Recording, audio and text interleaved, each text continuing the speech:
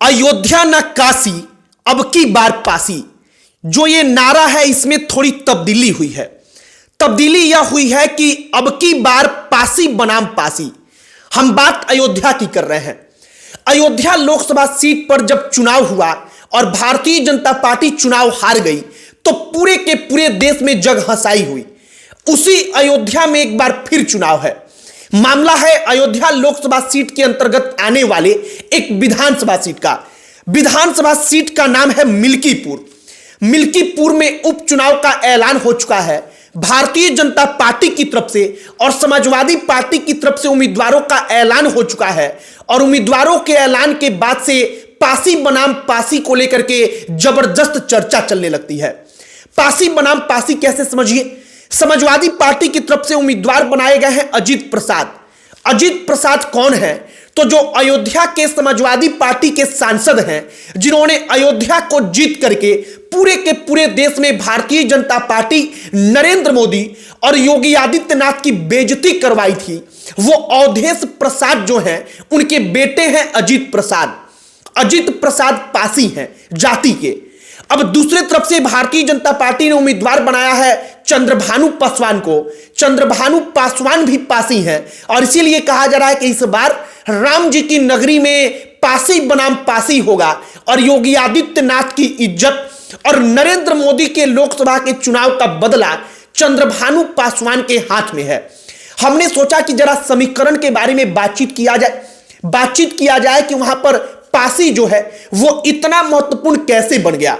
आखिरकार पासी बनाम पासी ही क्यों बीजेपी को कोई दूसरे जाति के लोगों पर वहां पर विश्वास नहीं हुआ कि वो चुनावी रण निकाल सकते हैं।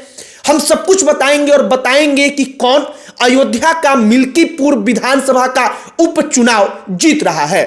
आगे बातचीत करने से पहले हमारा नमस्कार स्वीकार करिए। हमारा नाम मोहित कुमार सिंह है।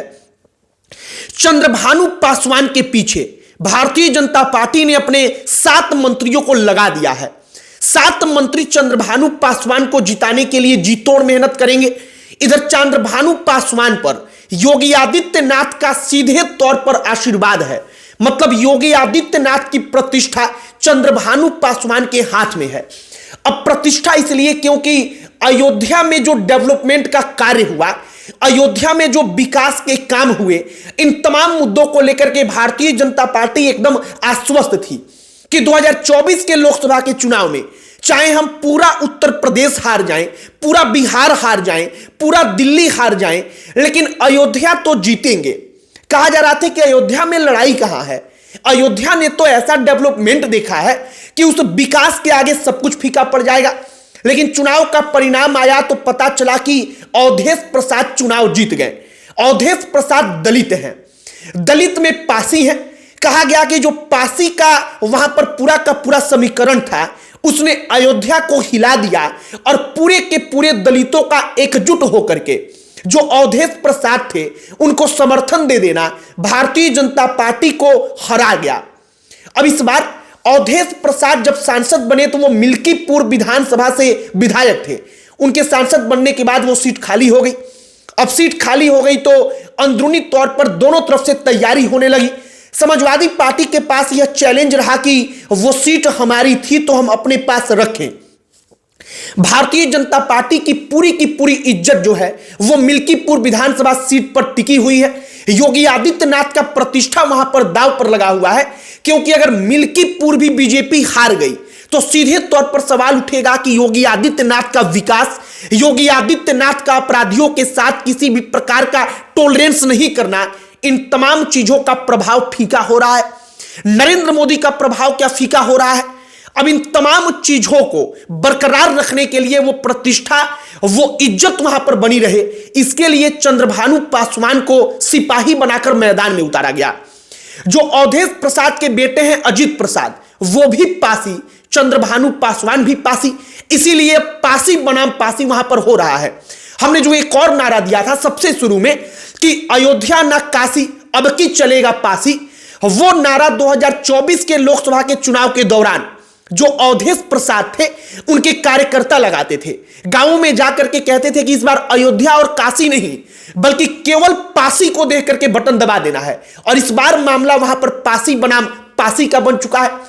अयोध्या जो लोकसभा सीट के अंतर्गत मिल्कीपुर विधानसभा सीट आती है, वो बड़ा महत्वपूर्ण है, बड़ा महत्वपूर्ण भारतीय जनता पार्टी के लिए है, क्योंकि अगर बीजेपी वो चुनाव हारी, उपचुनाव हार गई, तो सीधे तौर पर योगी आदित्यनाथ की साख पर सवाल उठेगा।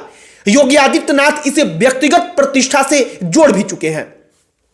हमने चंद्रभानु पासवान के बारे में जब पढ़ा तो पता चला कि चंद्रभानु पासवान के लिए राष्ट्रीय स्वयंसेवक संघ और भारतीय जनता पार्टी ने एक इंटरनल सर्वे कंडक्ट कराया। इंटरनल सर्वे ऐसे कंडक्ट कराया गया कि जो लोग जानते ही नहीं थे कि यह सर्वे किस लिए हो रहा है और वो राजनीतिक तौर पर एक्टिव नहीं थे, उनसे जाकर के पूछा गया कि आखिरकार अगर चंद्रभानु पासवान उम्मीदवार रहे और समाजवादी पार्टी का उम्मीदवार रहा तो आप किसे चुनेंगे। लोगों ने सहमति जताई कि चंद्रभानु पासवान को, क्योंकि क्षेत्र में चंद्रभानु पासवान का एक इमेज जो है वो अच्छे छवि का बना हुआ है। चंद्रभानु पासवान वैसे भी इसके पहले कभी विधायक का, सांसद का चुनाव नहीं लड़े हैं। वो एक आम कार्यकर्ता है राजनीति के लिहाज से भारतीय जनता पार्टी के, और इस बार बीजेपी ने दांव चला है एक ऐसे पासी पर जो आम कार्यकर्ता कह करके चुनाव में भुनाया जाएगा। और इसीलिए बीजेपी को उम्मीद है कि हमारे चंद्रभानु पासवान हमारी इज्जत को बरकरार रखेंगे। लोकसभा के चुनाव में जो हार मिली, उस हार का बदला लेने के लिए किलेबंदी कितनी गंभीर हुई है, अब जरा इसका अंदाजा इसी बात से लगाइए कि भारतीय जनता पार्टी के 7 मंत्री कहा जा रहा है कि अयोध्या में उतार दिए गए हैं। 7 मंत्री कमान संभालेंगे पूरे के पूरे चुनाव प्रचार का। योगी आदित्यनाथ विशेष तौर पर मिल्कीपुर विधानसभा उपचुनाव को अपनी प्रतिष्ठा का सवाल मान करके प्रचार करेंगे, और अयोध्या में योगी आदित्यनाथ का आना जाना लगातार लगा रहता है। कुल मिलाकर हमने जातिगत समीकरण को समझना चाहा, हमने समझना चाहा कि आखिरकार कोई पासवान ही क्यों, तो इसका जवाब मिला कि चंद्रभानु पासवान इसलिए क्योंकि लगभग 55,000 केवल पासी समाज का वहां पर वोट है, और पासी समाज के अलावा 1 लाख से ज्यादा दलितों का वोट है उस विधानसभा में। अब आप समझ सकते हैं कि यह कितना इंपैक्ट क्रिएट करेगा। पूरी की पूरी लड़ाई पासी मतदाताओं को लेकर है। अगर पासी मतदाताओं को चंद्रभानु पासवान अपने तरफ खींच पाते हैं, वो भारतीय जनता पार्टी को उनका वोट दिलवा पाते हैं, तो जो ब्राह्मण है, जो राजपूत है और गैर यादव जो पिछड़ा वोट है, उन वोटों को मिलाकर के जो भारतीय जनता पार्टी है वो वहां पर चुनाव जीत सकती है।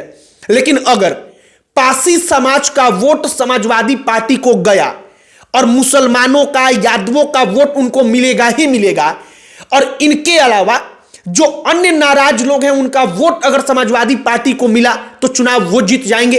अब पिछले समीकरणों पर ध्यान देंगे तो समाजवादी पार्टी इन्हीं समीकरणों के सहारे चुनाव इसके पहले भी जीत चुकी है वहां पर, और इस बार जो है भारतीय जनता पार्टी कोई गलती करना चाहती नहीं है।